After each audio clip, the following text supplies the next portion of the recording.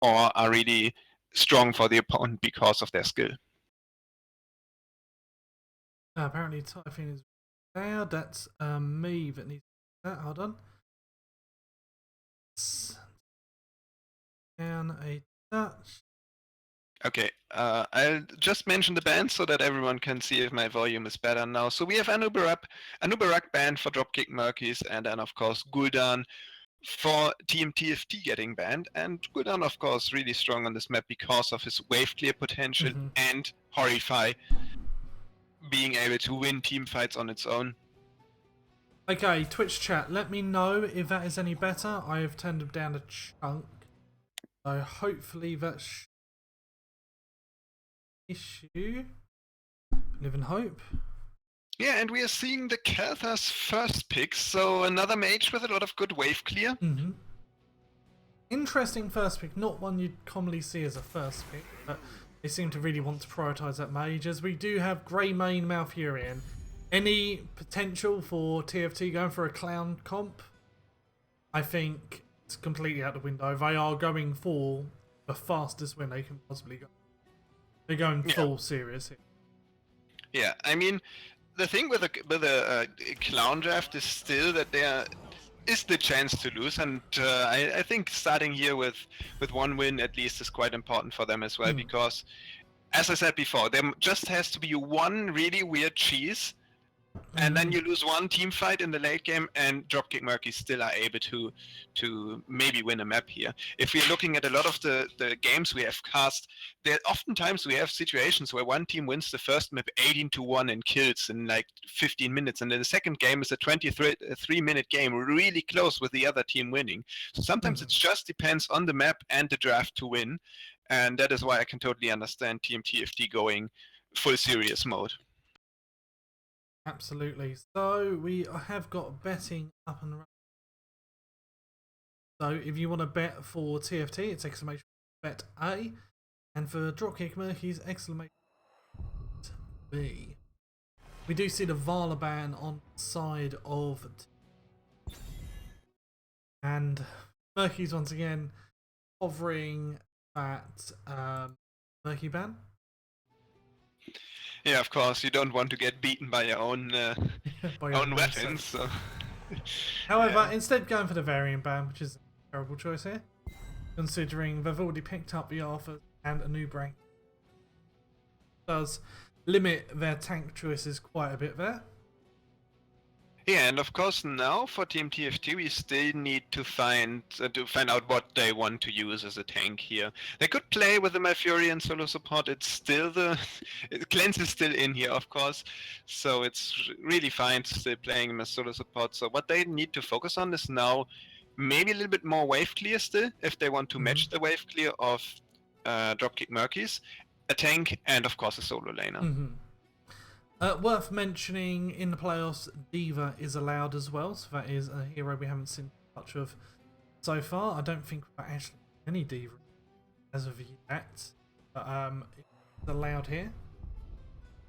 Yeah, and it would be really interesting to see her getting played in one of the games, of course, seeing how the Heroes Launch teams adapt her and bring her into her play. And there is the first... yeah, maybe not complete standard composition now coming out with the Stitches. So, Stitches mouth is a thing here. It's a good Stitches map because there's lots of places you blind hooks and just utterly annihilate people. It's a small enough a map as well that your blind hooks. I actually like Stitches a lot here. Stitches, I like to see him get played a lot. Very high health hero. Hooks can completely change, especially if you.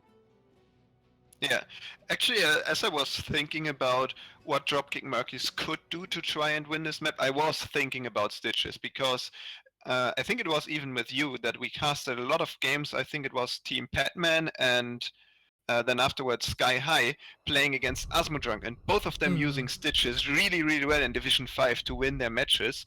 So that is, of course, one way that you could have they could have tried to win. Now that they can't because Stitches is on the other side. But yeah, just try to get the isolation kills often enough to keep in the game and even win in the late game. So we are seeing the Johanna Alarak pick comp. Johanna's very good in this map. Imagine Arthur's therefore will be solar laner and probably go into the rotation, I guess. Yeah, and I think this is quite a good. I agree completely. I would like to see Alarak now in the rotation. And I think this is now quite the aggressive composition because they have the 4-man melee.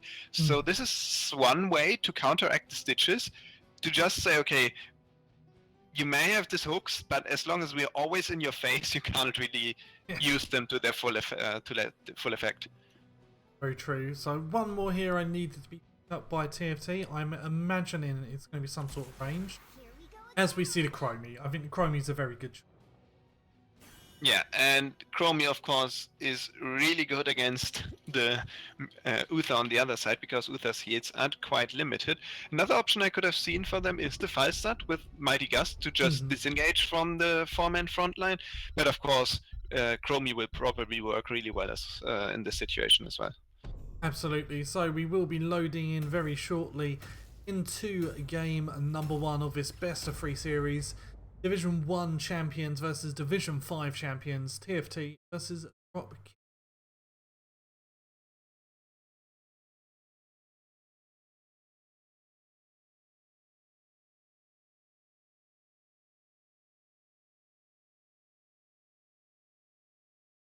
Okay, just loading into the game now. Yeah, nice portrait synergy here on both sides. I especially like Dropkick Murkys having the 1 Masters Murky and 4 normal ones. Looks really nice. I do approve of some portrait synergy there. We do have a bit of portrait synergy on the side. TFT also, except for Carrera, who's second anniversary. Yeah, and that's of course also a nice one, even though all the monkeys of the rest of the team a little bit more coordinated there. Just about loaded in, just waiting for Carrera. As we go live into game number 1, TFT on the blue side here. We have got Owen 23 on that Chromie, Carrera on the grey main, Carrera on that Malfurion. We have Maragard on the Sonya and Bangs ILFT on that Stitches. And on the right side, we are seeing the Dropkick Murkys, the champions of Division 5, with Nelanthera playing the Alarak, Verlo playing the Johanna, Wodan on the Uther, Galiatos playing Arthas, and Sneaky Turtle on the Kelthas. As they head into the centre of this lane for the predictable scrap that always happens, and we do see a straight away that Chromie has slam build for Stitches. I would recommend. So how fast withdrawing his level, withholding his level 1 just yet, hasn't quite decided what he's going for. Decides to go for Felon Fury. Certainly one of the safer attacks there. And this is going to very quickly show how much of a gap, if any, there is between these two teams. I'm expecting very early on a hook to be picked up, kill to be gotten, and it just to go downhill from there. Yeah, and in this situation already we see them Dropkick Murkys being a little slow on the rotation, but so far they are getting most of the experience, so it should work, could work out here for them in the end. But there's the first good hook, Alarak getting hooked here. Nice disengage though with the telekinesis, saving himself from the Chromie hit there. Yeah, that was really nice. Telekinesis dodging him out of the way of that Dragon's Breath there. However, it is landing onto the Calphans as they're moving in the rotation. That is a good thing about Chromie here, because those rotations are so predictable, it actually makes it reasonably easy to get skill shots on the rotation, which just can do a huge amount of damage. We do see it onto Calphas. There's no route to follow it up though, who was able to get away safely. However, as you've mentioned, the rotation of TFT just vastly superior. Will be rewarded. Yeah, but I think in this now at this point of the game, the problem for Dropkick Murkys is already that they are so far behind on the rotation that they are always trying to catch up. What they would need now is to somehow get deal a lot of damage to the composition of Team TFT, so that they can get once again ahead in the rotation. But as of now, as you mentioned, they are just following up and reacting to what Team TFT is doing here. They are leaving Chromie in the middle there quite often to disrupt those rotations. I really like how they're doing it. It's a really nice way. Sonya has come up here, so they may be looking to try and get a kill.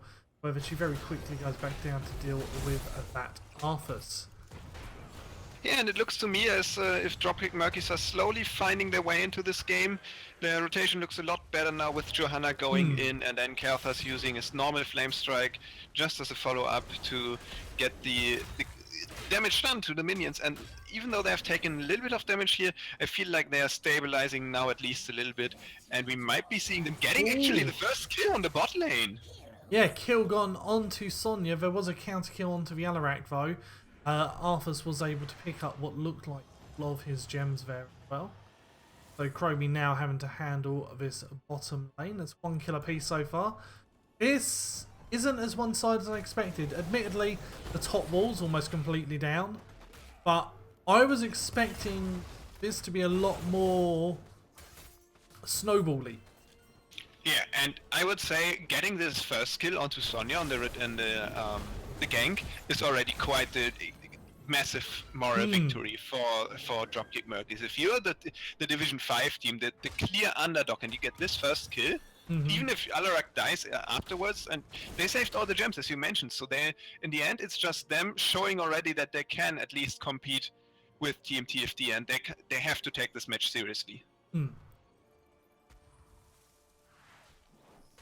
Excuse me. Oh, we do see the kill onto the Alarak there from the Dragon's Breath, as I say. We are now seeing engage from the Grey main, trying to get that Johanna was able to back away, enabling them to hand in the last gems they need. A beautiful hook there onto the Johanna does secure the kill onto her though. And this is where it could get a bit more snowballing. That top lane already has a wall down, so it's probably going to get keep, I don't know. And they're pressuring this mid lane also. Need to be very, very careful because Chromie can do a lot of damage during those defensive phases.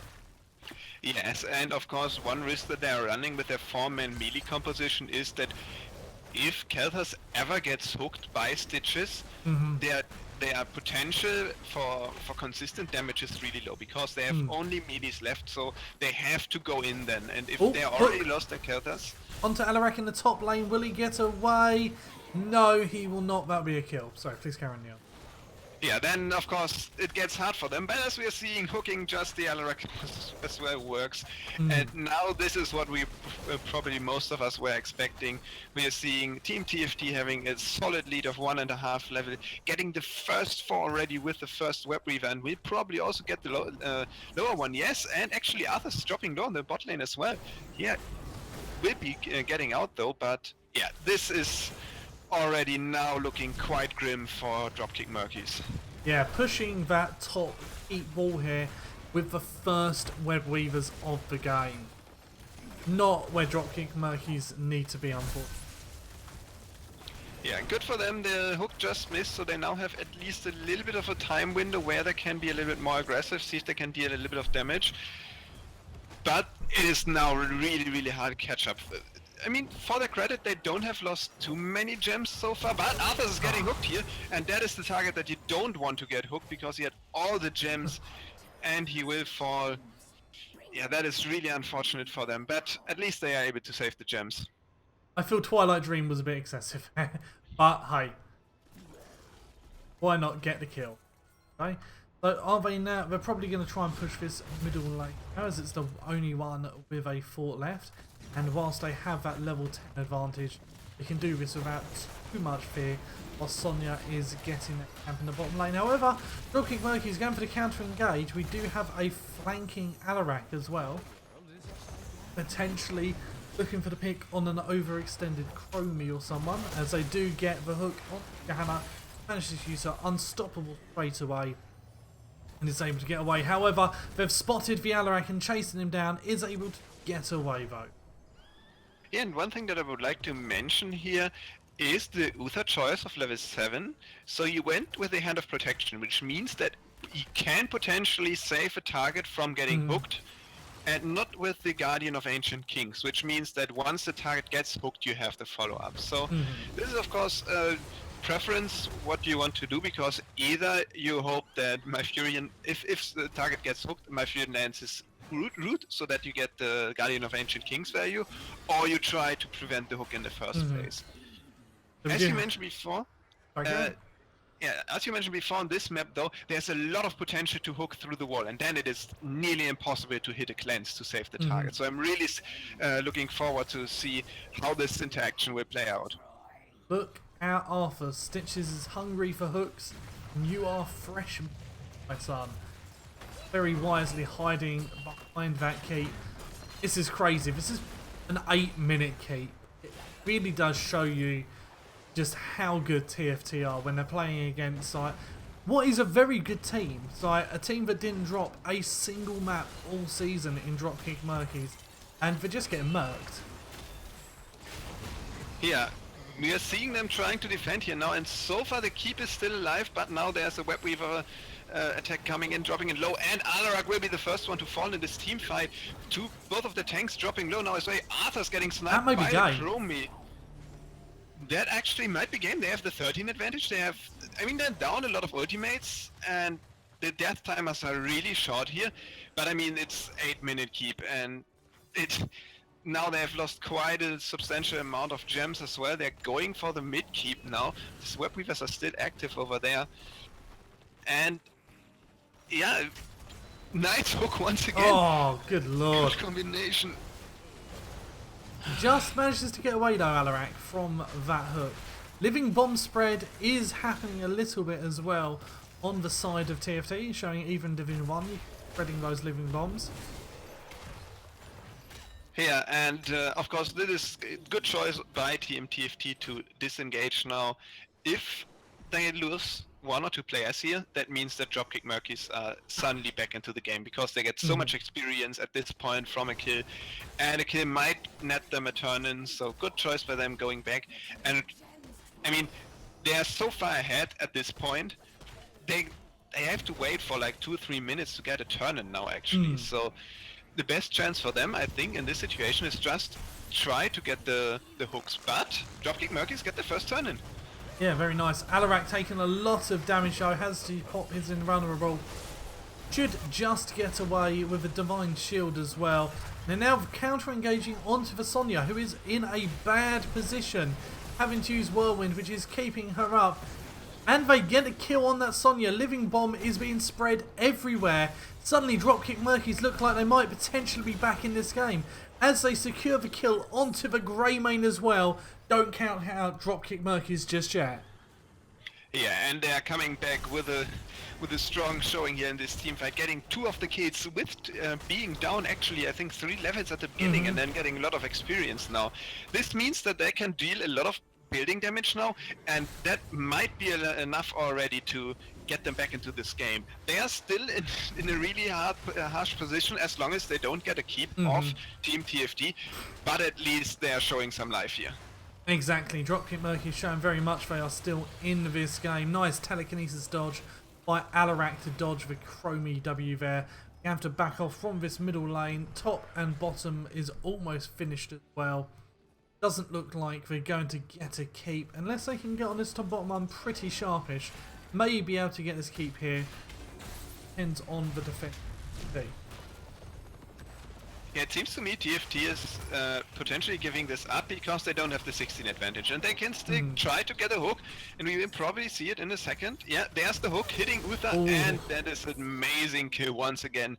Now Team TFT is also up in this game, and they are angry about their 3 deaths so far and are chasing down the Murkys. Yeah, they're not done. They want the kill onto this Alarak, which they do secure. I still don't think they're finished. A hook should be off cooldown very, very shortly. Will Stitches be able to land one? Yes, he will. It's onto the Johanna. It doesn't matter, as that is another kill for Team TFT and probably a bottom keep. Yeah, and of course there was the short-lived glory of Dropkick Murkys getting at least a 4-on-1, but Yeah, staying a little bit too long there, allowing the stitches to come in. Ooh. And once again, a really nice hook here. But this time Uther will get out. Yeah, still so dangerous. The amount of damage that Chromie is popping out as well. So much damage with that Dragon's Eye, Dragon's Breath dealing 5% more damage to enemies in the center. It's just wrecking people. Yeah, and one problem, of course, in this situation for the Murkys is if you're that far behind, you really try to get the most value out of every single objective that you can get. So they got the turn in and they really tried to get the bot farm, get as much value out of it, and because of that they stayed there a little bit too long, allowing Stitches to come in and get the hooks, and now they're back into the defensive play. Ooh, just missing the hook onto that Alarak there. Whether that W is just hitting over and over again. Let's have a look at the damage of that Chromie. 41,000 damage. 13 minutes into game. Very impressive. Seeing a lot of damage being put out onto Dropkick Murkys here. As Dropkick Murkys are going for the counter engage. Yeah, and there was a good, wow, once again the nice hook, but this time no root follow up, so Kethas will actually get away here. Yeah, Stitches has picked up that fishing hook now. So those hooks are extra long now. Yeah, and in that team fight, I would really want to make a shout out here to Woden saving the Arthas with the Divine Shade. He used it, and that allowed Arthas to heal himself up once again with all of his schools. If the Divine Shade doesn't hit there, there's a good chance that the Twilight Dream of Malfurion will spell the end of Arthas, because if you're silenced, you can't use the self-sustain of Arthas with the Army of the Dead. So really good save there with the Divine Sheet, and in the end, this means that they are able to defend their keep, they are getting closer to level 16, and that will once again be a timing window for them to be on even talents. Okay, so it looks like TFT is going to go for the boss here. They do have the 16 tier advantage. So now the question is Dropkick going to be able to sniff this out? I think they have. I don't think they're going to get up there in time though. They're moving in, but I like that they're careful. That you can't rush in there. If they are rushing in there and there's a trap set out for you, then this is game. So they are being a little bit more defensive, and now boss will still be hard to defend. But if they are lucky, they can do it. I think what they have to do here is try to engage behind the boss, let the boss go onto the core, try to win the team fight, and then try if you can defend the boss. But Arthas is just blown away, and this will make it really hard for them to defend 4 versus 5 and get against the boss. Yeah, this is going to have to be an impeccable defense here on the side of Dropkick Murkys to prevent this being game.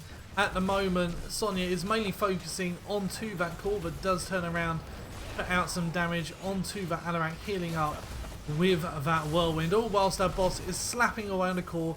30%, 20%, dropping very low. Game number 1 goes over to our Division 1 champions, Team TFT.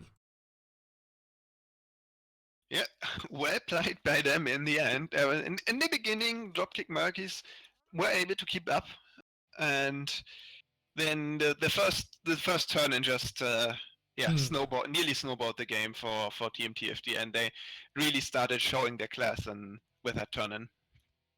Absolutely. Let's see what they want to do for game number 2. Murkys do have the option of map ban, or so let's see what they want to.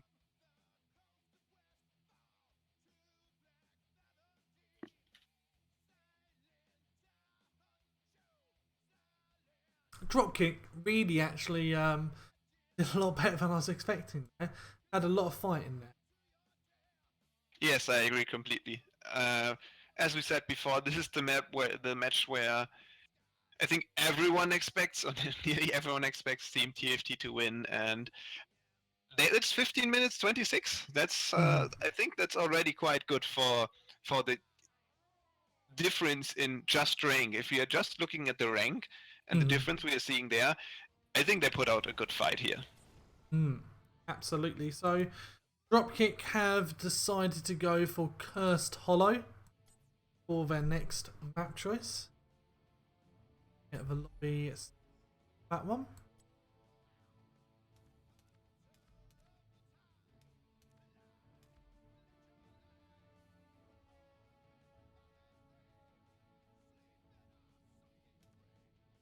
Okay.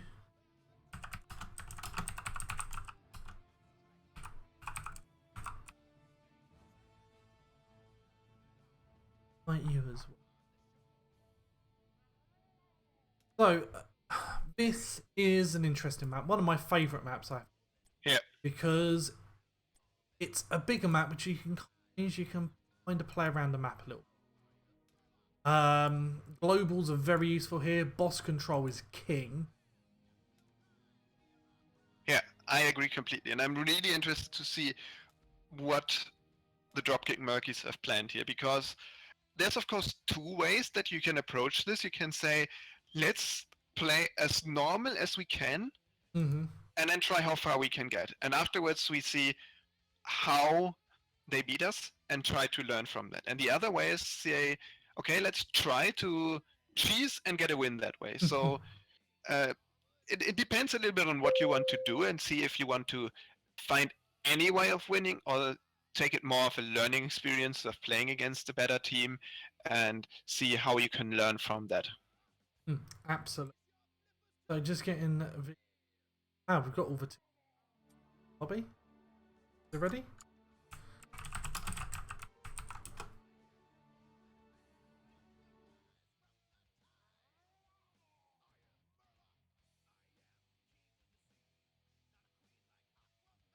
Yeah, teams seem to be ready. So let. Oh no, we're waiting for TFT.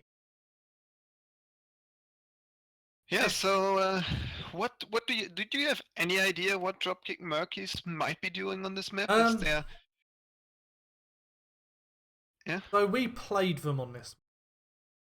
It was probably the closest game with them.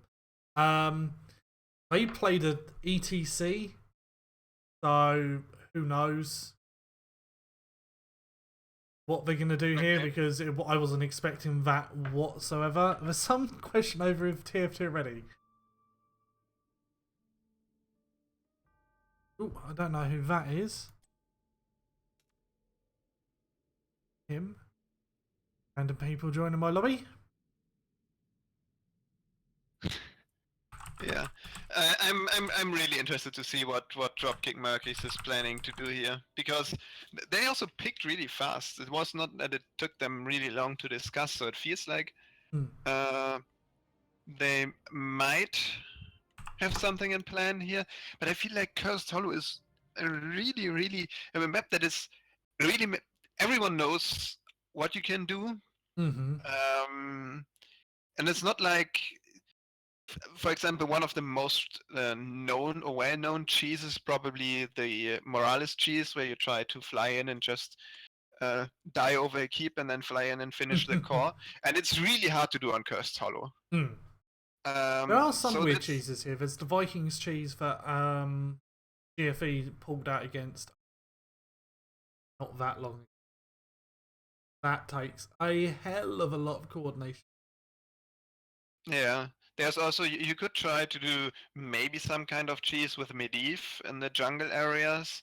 He also, as you mentioned, the boss control. He is good with boss control because you can always find out if the opponent is doing boss in a safe way.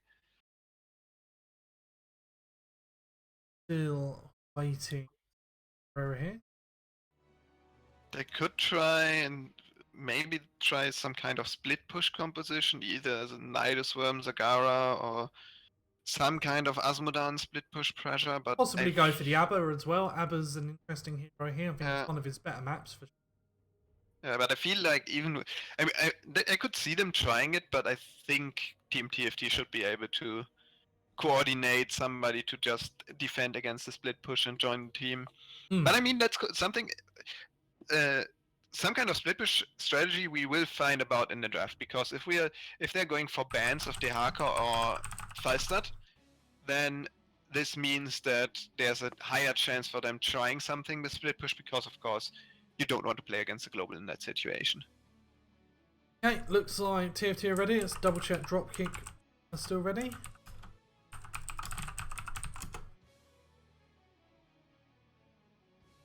Let's go for game number 2 then. Cursed Hollow. Shout out to my homie Sardonic in the chat. Yeah, and here we are. So let's see what kind of bans we are seeing now. So global bans are usually the course here, unless you just want to grab the one for yourself. In which case, you just don't ban something completely different, because then if the opposing team does ban the global, you automatically get one. We do see Race Car Dino being banned instantly by TFT. So I'll be curious to see if we get the Faustad ban here as well, or if they're more worried about something else. I feel if they're not banning the Fester, that might already. There's the Fester ban, okay? There we go. I think if they wouldn't have banned Fester, that could have been already some kind of a hint that they are planning something. But now we are completely standard, what we would expect to see with a Dehaka ban. And there's the Avatar, so already taking that one away. Okay, Abatha from TFT here. I love a good Abatha. I think Abba is one of the most fun heroes in the game if you know how to play. It's all about doing three things. One, knowing when to hat people. Two, decent mind position. Three, knowing when you can push that lane a bit further up. So like, being a bit more aggressive in your positioning whilst other stuff's happening in another lane. Knowing when you can get away with it. I think those are the keys to a decent Abatha. I'll be curious to see how he does here. We see the cooldown Malfurion, a very powerful combination there. Side Dropkick Murkys. Yeah, and now they already have some potential to push in at least one lane, and with Abatha being on the side of Team TFT, that means that their early game will be a little bit weaker. So Dropkick Murkys could try to get as much value out on level P4 level 10, so they have a little bit of an advantage going into the later stages, and at least be even until level 10 and then hope that I can still win the team fights with an advantage. But there's already the Genji, and now this is getting really, really ugly. So, Genji Tyrael. Tyrael, lots and lots of boss control. Genji, just scary. And from what I know, I believe TFT have a very good. Yeah, and what is worse than one Genji is a second clone Genji running next to him. It is a pain to deal with, and especially if you have already trouble focusing down one Genji, having two there makes it really, really hard to get a decent standing against them. So I can see what Team TFT is going for here. I didn't even consider that as well, because automatically I assume, hat and a Genji is really nice. It's a good hat target. But yeah, double Genji could be a bit awkward to deal with. However, I wouldn't be surprised if we saw Monstrosity. Was it Ultimate? The split pushing one where he makes us. Yeah, that's the Monstrosity. That's the Monstrosity. Do you think that there's some kind of troll pick or serious pick? I think potentially as a semi-troll pick. And just because if you're on the back foot, it can actually be very good. If you're really struggling to keep your lanes all outpushed anyway because you're against a superior opponent, Monstrosity can be a win harder button. Absolutely. That's true. I feel just like the value that you're getting out of two Genjis running into a team is so strong. That's what I'm expecting for double game. I just wouldn't be surprised to see the. Yeah. But let's get back to the bans. We had Anutha and an Anubarak ban. Anubarak, of course, a really nice choice for them to ban, because if Genji goes deep into the team of Dropkick Murkys and gets cocooned, then one of your most important heroes is missing. And now we are seeing them picking up Varian and Zarya. Zarya, of course, good to have that little bit of burst shielding, because my Furion can't do that, and Varian has the potential to lock down the Genji. What I'm expecting to see from Team TFT on the other side now is some way to stabilize the early game. Tyrael can hold a solo lane, but rarely wins it. Genji, same. It's even harder for him to win because he has no wave clear in the early game. So they need some kind of wave clear and one lane that they can hold safely. If they pick something like a Sonya, Leoric, who's just standing there, and you say, okay, rest of the team focus on 2 lanes. This one we will not lose. It's Mhm. really, really nice to get to the later stages of the game. So what I could see them picking up is a support here. They might, yeah, could. I'm not quite sure what support is good, but at least something then on Sonya, Leoric, maybe even a thrower to secure the solo lane. Oh, we see the Zagara. Okay, they are going for the split. Yeah, Zagara, of course, also able to hold the solo lane in the early game. And now they have the 3-man team that can focus on the rest of the 2 lanes. And as you mentioned, Zagara, a lot of split push pressure. And yeah, I'm putting it out there. They're going monstrosity. This is going to be split push shenanigans, slightly troll pick. I'm predicting a monstrosity / Nidus Worm game. Yeah, I could see it. And it would be fun to watch it. One thing that I'm a little bit... what I really like about the idea, and with you saying the split push, is Genji is really good at interrupting and just delaying the capture of the tribute. Tyria is in the same way, but I feel Rega can't really do that. Rega is now a little bit of a weak point in their 3-man. I could have seen them going because of that for a Karazhan. To go complete, we have 3 heroes that you can't really kill because we have a lot of mobility and will always get out, and then we just split push you to death. I think they've gone Rhaegar here for the fact he can pick up the camp. That is my prediction. An easy one to leave as a solo camp pick. Is he the only support you could do solo camp?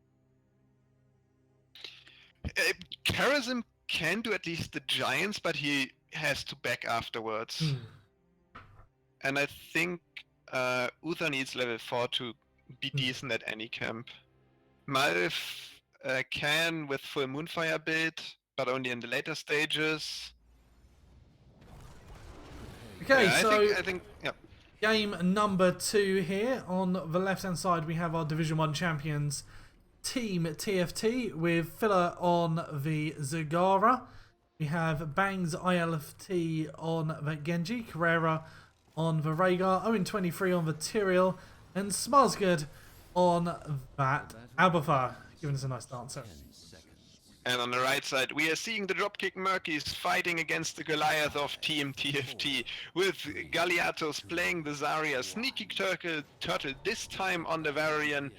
We are seeing Woden once again on the support with Malfurion, and of course we are seeing Valeo playing the Gul'dan, and Nilanthara playing the Ragnaros.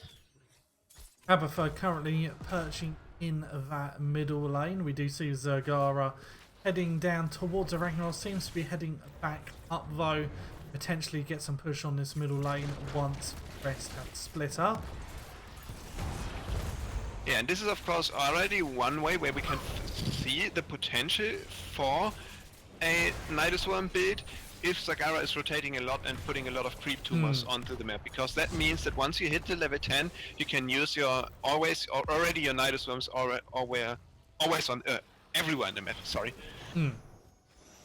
Interestingly, Abathar has gone for regenerative microbes, which means probably going for that heal build on that Abathar. Help support that Rhaegar, give that team some extra sustain. Yeah, it is also really nice if Genji is diving deep to... It's a little bit of help in healing, because Rhaegar has problems diving deep into a team because he can't heal himself effectively, especially pre-level 13. So if Genji goes deep and he gets the shield, having a little bit of self-heal there is quite helpful. Absolutely, very true there. Arsene Zagara in the top lane currently against a Mouth Gul'dan. Bottom lane is Ragnaros and that Tyrael. And we're seeing Genji and Rhaegar in the middle lane against a Zarya and a Varian. Zarya taking a lot of damage and does get killed there for the first kill of this game. Yeah, and also Ragnaros is really low. He might actually be dying here now because he went to the minion wave, and with their Abathar joining in, they are able to secure the kill. And yeah, this time Team TFT even has a good start into the game, even though they are playing the Abathar. Yeah, traditionally Abba comps have issues in the early game. but doing quite well so far. That is, we do see that first tribute popping up. Neither team has picked up a camp vote, which is normally you see exchange of siege camps being picked up at this point also. Yeah, I think in this situation you're completely right. In most situations we are seeing the siege camp getting picked up, but I feel like Dropkick Murkys doesn't have a hero that can deal it. Ragnaros in the top. Ragnaros is dying here. That is really unfortunate for them again. But now they're going into the fight. 44. Gul'dan is back to base, hearting up. But there's Zagara. Zagara is dropping low. Might be a good target for them here. Oh, nice juke by Zagara. And this is what happens. The Zagara keeps baiting people in, then Abba comes in and hats them, and then they turn and almost kill or get the kill onto. However, Tribute hasn't been picked up yet, which to be honest benefits TFT a whole lot more than it does Dropkick Murkys, because during all of this, they've got Abba soaking that top lane. However, Ragnaros is coming down. Is he going to get to the Abathar? No, Abba is going to be able to get away there. And during all this, we do have the engage by TFT in the top lane, which does secure the kill onto the Zarya. Zagara is very, very low though. You need to be a bit careful. We do get a kill onto Dan also. Yeah, and now we are still seeing them fighting for the tribute actually, so teamfight is not over, but my Furion now might be the next target here, and he will fall. Yeah, 1 level lead so far for Team TFT, and this will be the first tribute for them. 6 kills to 0, 4 minutes. That's pretty one-sided, as we are seeing this top wall being heavily pushed by Zagara, and Abba is going for the classic healing here, where you just go along, put a shield on someone, heal them up, go to the next person. That is allowing Rhaegar to go do other stuff, like currently he is doing that camp with Abba help as well. Yeah, and one thing to mention here as we're waiting for the next tribute to spawn is that of course I feel like Imperial bottom lane has engaged onto the Ragnaros. Will he get the kill? He has indeed. However, they're probably going to get the counter kill onto him here, I expect. Owen dropping very low. Abahat may be enough to keep him alive though, as the Genji comes in with the engage onto the Malfurion as he get another kill. 8 kills to 0. Super impressive from TFT here. Yeah, and this is the part where it gets really, really hard to stay focused as Team Dropkick Murkys. If you're in a situation like that, you feel like everything you do is just not working out, so it's really hard in a situation like that to try and keep your focus, don't get tilted, but yeah, I really hope for them that they are able to do it here. They have to give up this tribute now, and that means that they will probably face a curse, because they will not be able to get the level 10 for the next one. And yeah, then I have to take the game from there and see if they can still stabilize somehow. So we do see Judgment, which is interesting. You don't see a lot of Judgments. We do see the engage onto the Zarya there. 9th kill of the game for TFT. We don't have Monstrosity. We do have Ultimate Evolution there. Nidus Network for Zagara as predicted. Genji hasn't taken his ultimate just yet. Although I am expecting Dragon Blade in this situation. I'm not quite sure. Okay, he's going Dragon Blade. I think there's still value for the extract to be a little bit more safe and have the way to disengage. But now with the Ancestral, they can try probably keep him alive. And what I also, I think the Judgment, as you were mentioning, is not the normal choice. I think why they're playing Judgment here is because they're so far ahead. And Judgment is the ultimate that is really easy to snowball. Just go in there. Look at Gul'dan. Gul'dan. Engage once again onto the Gul'dan. Genji is there, Rega is there. And that's the 10 Owen kills and the tribute for the Team TFT. So yeah, it's still really, really hard here for Dropkick Murkys. But if they survive this curse, they still have a chance. Yeah, as we do see the Zagara now split pushing that bottom lane whilst Abba... I've had a lava wave. Has Abba seen it? I think he is fine. Yeah, he's finding the bush. Okay. good thing it's not possible to catch fire in this game, because otherwise that might have been unpleasant place to be for him. I can't remember the last time I saw a lava wave in the Heroes Lounge game. Interesting, but hey, why not try something, as we do see the judgment onto the Gul'dan, another kill secured. Zarya dropping very, very low, managed to get away 150 hit points, as we do see the counter engage now, and we do see that ultimate evolution by Abathur onto that Genji, securing another kill. They are trying to kill the Varian behind those walls. Varian needs to get to his core here. That is the safest place for him, because that is not disabled by this curse. At least he could have done some damage there. However, they are having to back here. They do get the kill on Genji though. Genji overstaying his welcome. And even Tura dropped quite low there, and I think in that situation what they did was not the smart choice, but the have fun choice, because this way they didn't finish one of the inner keeps, so team Dropkick Murkys is still actually in a way better position than they could have been with an early curse there. But they showed off the power of double Genji Tura really, really well there, just diving into all the buildings and even diving under the core and finishing off all the players of Dropkick Murkys, because two Genjis and a Tura is quite devastating to deal with. I'll be honest, I expected Abathur to be more aggressive than this, considering the skill disparity here. I would have expected him to be pushing a little further up than what he currently is, but instead playing the safe game here, which probably shows you how much TFT actually want to win this. As we do see the boss started for TFT in his bottom lane. Abba heading to the bottom lane also to help soak that, whilst Zagara is in the top. However, Dropkick Murkys have sniffed this out. They may be able to do something here if they can get a decent engage onto one of these heroes. Tyrell, however, does manage to back away very safely. All during this, Zagara is pushing that bottom lane very heavily, although the lava wave will help to stall out that push a little bit.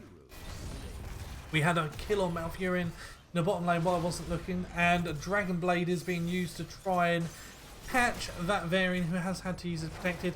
However, that is a Gul'dan on the wrong side of town, as they managed to secure the kill on to him. Ragnaros needs to be very careful here, does manage to be away in time, as we have another tribute spawning in the top lane. Yeah, and in this situation, what they were trying to do was that Abathur went in with a Genji copy, and they tried to disengage, but of course their team doesn't have a lot of good disengage suits, especially not against two Genjis. So in the end, they were able to get the chase and get the first kill on Malfurion. He still wasn't able to pick up the iceberg because they were still on level 12. And yeah, that's the next 2 kills for Team TFT, and they're trying the boss again. They're trying the boss again. Abba had managed to force in to claim that tribute. I expect to see a double boss being taken here on the side of TFT. Does look like, however, Dropkick's going to try and pick up their boss as well. Yeah, they need to race now. They have...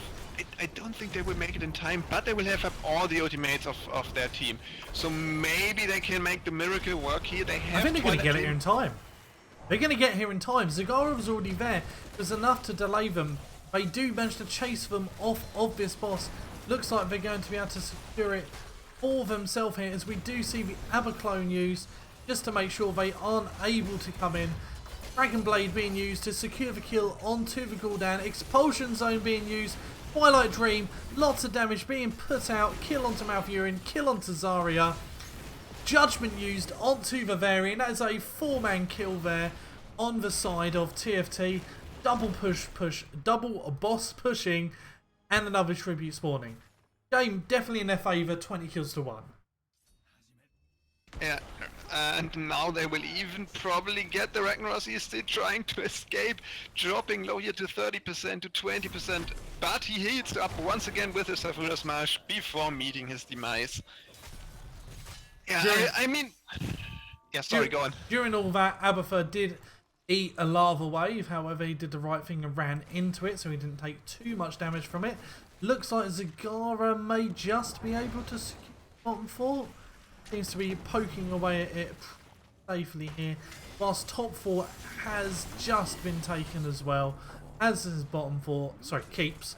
2 keeps down, only 1 left on the side of TFT, while Cigar is also picking up Siege Camp. Yeah, and I think what we saw in that last team fight was a little bit of indecision from the Dropkick Murkys. They went out a little bit, left the team TFT getting to the boss, and then they engaged again, but then Genji jumped them.